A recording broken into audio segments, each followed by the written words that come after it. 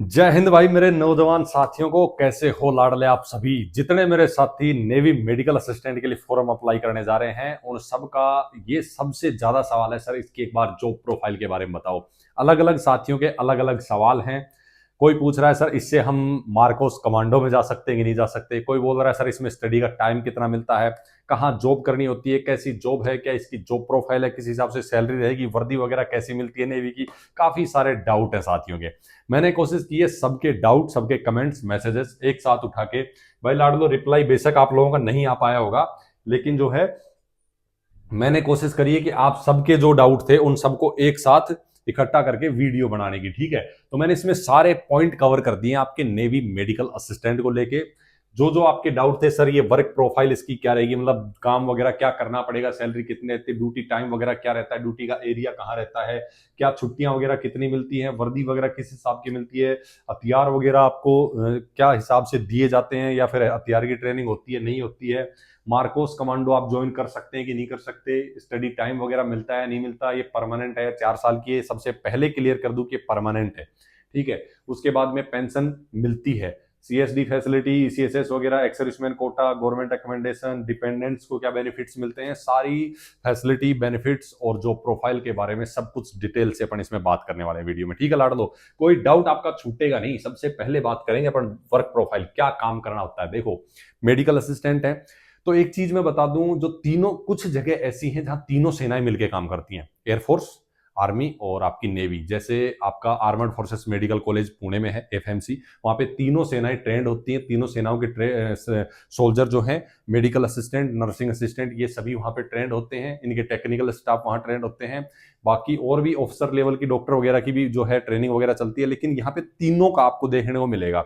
कुछ जगह ऐसी हैं जहां पे सिर्फ आपको नेवी के या सिर्फ आर्मी के या सिर्फ एयरफोर्स के जो है मेडिकल असिस्टेंट या नर्सिंग असिस्टेंट ट्रेंड होते हैं भाई, वहां पे उनकी ट्रेनिंग होती है। सबसे पहले आपको इनका काम बता दूं। देखो, काम से पहले बता दूं कि भर्ती होते हैं तो बेसिक ट्रेनिंग एक सोल्जर की सबकी होती है, इनकी भी होती है। हथियार वगैरह चलाना, सारी चीजें जो एक सोल्जर की एक्टिविटी होती है सबकी होती है। सबसे पहले एक सोल्जर होते हैं, ठीक है, वो सोल्जर की सारी एक्टिविटी इनको करनी होती है, चाहे रनिंग हो, चाहे हथियारों का हो, या कोई भी काम हो, सब करना होता है। उसके बाद में इनका एक ट्रेड वर्क है जो है आपका मेडिकल असिस्टेंट, वो अलग से है वो काम आपका। लेकिन सबसे पहले सोल्जर है तो सोल्जर की ट्रेनिंग होने के बाद इनकी नर्सिंग की ट्रेनिंग अलग अलग हिसाब से होती है। जो सिर्फ नर्सिंग के रहते हैं, कुछ अलग अलग टेक्निकल ग्रुप में चले जाते हैं, तो उस हिसाब से टोटल ट्रेनिंग में एक एवरेज बता दो आपकी 3 से 4 साल तक टोटल इसकी ट्रेनिंग जाती है।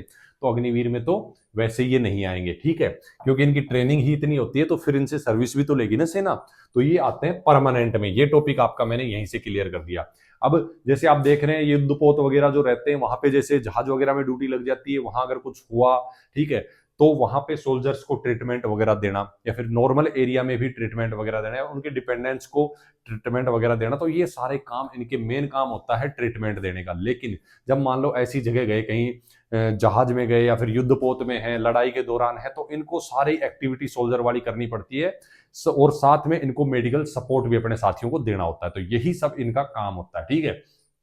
सैलरी की अगर मैं बात करूं तो ये स्टार्टिंग पे लेवल 3 से 21,700 इसकी बेसिक पे होती है, जिसमें अगर टोटल अपन बात करें तो लगभग 40 से 45,000 इसकी स्टार्टिंग इन हैंड सैलरी होने वाली है, ठीक है। बाकी अगर जैसे ट्रेनिंग कंप्लीट होती है तो जहाज वगैरह में ड्यूटियां वगैरह लगती है, तो उनके जो अलाउंसेस हैं वो इसमें प्लस होके एक्स्ट्रा मिलते हैं, ठीक है।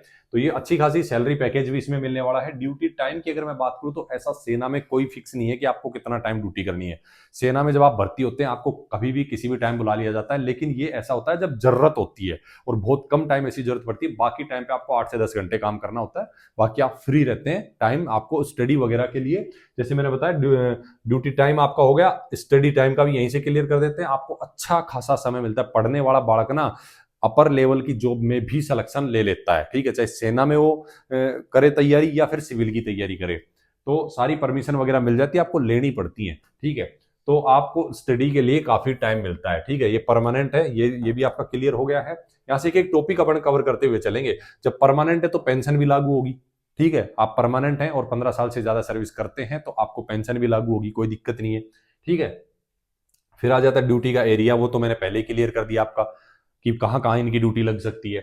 उसके बाद में लीव की अगर अपन बात करें तो टोटल 90 डेज इसमें लीव बढ़ती है, एएल और सीएल को जोड़ के 90 दिन छुट्टी आप जा सकते हैं, ठीक है। उसके बाद यूनिफॉर्म, यूनिफॉर्म नेवी के जितने सोल्जर्स हैं, ठीक है, आपको दिखाई भी दे रहा होगा, उसी हिसाब से नेवी की जो ड्रेस है, ठीक है, वो ड्रेस आपको इसमें मिलती है। अब जितनी व्हाइट ड्रेस हो गई या जो जितनी भी ड्रेस है नेवी की, मैं आपको जो है अलग से एक इमेज दिखा दूंगा, जिसमें पूरी, आप सबको वैसे पता ही है, ड्रेस को बार बार दिखाने की जरूरत है नहीं, नेवी की ड्रेस इनको लागू होती है। बस एक जो फर्क है वो इसमें क्या रहेगा कि इनको जो है शोल्डर पे ये जो लोगो है प्लस का, वो देखने को मिलेगा, जिससे एक आइडिया लग जाएगा कि हाँ भाई ये जो सोल्जर है वो मेडिकल असिस्टेंट है, ठीक है, मेडिकल से जुड़ा हुआ है। तो इस चीज से एक पहचान होती है। बाकी आपका जो है सेम वर्दी रहेगी जो नेवी के सोल्जर्स की होती है वही, ठीक है। यूनिफॉर्म का क्लियर हो ही गया। वेपन का मैंने बता ही दिया कि भाई सभी को जो है उस हिसाब से ट्रेनिंग दी जाती है। उसके बाद में आ जाता है मार्कोस। तो मार्कोस कमांडो भी आप ज्वाइन कर सकते हैं, लेकिन आपकी फिजिकल कैपेबिलिटी उतनी होनी चाहिए, शारीरिक क्षमता उतनी चाहिए आपको कि आप मार्कोस की ट्रेनिंग कर पाए। देखो इसमें आप ज्वाइन किस हिसाब से कर सकते हैं, क्योंकि मार्कोस की जो टीम होती है ना, उसको भी तो भाई मेडिकल असिस्टेंट की जरूरत होती है ना। मान लो वो किसी मिशन पे निकले हैं तो उनको भी तो सपोर्ट के लिए, मेडिकल सपोर्ट के लिए मेडिकल असिस्टेंट चाहिए ना। तो उनको वो मेडिकल असिस्टेंट जो फिजिकल जिसका शानदार होता है, स्ट्रांग होता है, वो जो है मार्कोस भी ज्वाइन कर लेता है, ठीक है। उसके बाद में आपका स्ट्रेट टाइम का क्लियर हो गया, परमानेंट का हो गया, पेंशन परमानेंट है तो पेंशन मिलेगी। उसके बाद सीएसडी फैसिलिटी आपको आपके डिपेंडेंट को मिलने वाली है आफ्टर सर्विस भी और इन सर्विस भी, ठीक है। तो इसका कोई डाउट नहीं है। ईसीएचएस क्या है, आपको सर्विस में रहते हुए तो आप अपने डिपेंडेंट, आपकी वाइफ है, आपकी माता पिता है, आपके बच्चे हैं, उनको आप सर्विस में रहते हुए आर्मी, एयरफोर्स, नेवी की किसी भी हॉस्पिटल में ट्रीटमेंट करवा सकते हैं। रिटायरमेंट के बाद में ईसीएचएस के थ्रू आपको ये बेनिफिट मिलता है, ठीक है। एक्स सर्विसमैन कोटा मिलता है जब आप पूरी सर्विस करके पेंशन के बेस पर रिटायर जाते हैं, तो आपको एक्स सर्विसमैन कोटा भी मिलता है। सेंट्रल गवर्नमेंट के एक्समैन कोटा के बारे में सभी को पता है, जितनी वैकेंसी निकलती है उनमें जो है इनके लिए अलग से सीट रिजर्व होती है, ठीक है। गवर्नमेंट रिकमेंडेशन आपको जो है अपने फैमिली को रखने के लिए सरकारी आवास भी मिलता है, ठीक है। और अगर आप अकेले रहते हो तो आपको अकेले को रहने के मिलता है। बाकी आपको सारी चीजें चाहिए, आपको राशन वगैरह हो वो सब आपको प्रोवाइड करवाया जाता है, ठीक है। उसके बाद डिपेंडेंट सारे फैसिलिटी आपको डिपेंडेंट के लिए भी मिलती है, चाहे आपको बच्चों को पढ़ाना हो, उनके लिए फीस वगैरह हो, या फिर खुद इनकी जो है स्कूल वगैरह होती है वहां पे आपको पढ़ाना, तो वो सब फैसिलिटी आपको मिल जाती है, ठीक है। अब देखो इसमें जितनी फैसिलिटी थी और आपको जो है इसके अलावा भी कुछ चीजें जैसे आपके इंश्योरेंस वगैरह हो गए, वो सब भी आपको बेनिफिट मिलते हैं। और भी काफी चीजें हैं, लेकिन मोस्टली जो आप लोगों के डाउट थे ना, वो लगभग यही थे जो मैंने आपके कवर कर दिए। किस हिसाब से क्या इनका काम होता है, सैलरी, ड्यूटी वगैरह, टाइम वगैरह को लेके काफी इश्यूज थे बालकों के दिमाग में, तो लगभग सारी चीजें मैंने कवर कर दी है। फिर भी आप लोगों को लगता है कि मुझे ये डाउट है, आपको कुछ पूछना है, तो भाई कमेंट कर सकते हो, मैसेज कर सकते हो, डिस्क्रिप्शन में सारे लिंक आपको मिल जाएंगे, ठीक है। कोई भी डाउट हो पूछ लेना। फिर से जबरदस्त वीडियो ले आएंगे, जबरदस्त जानकारी के साथ में। इसको रोकते हैं यहीं पे, फिर से मिलते हैं जोरदार जय हिंद, राम राम, नमस्कार के साथ।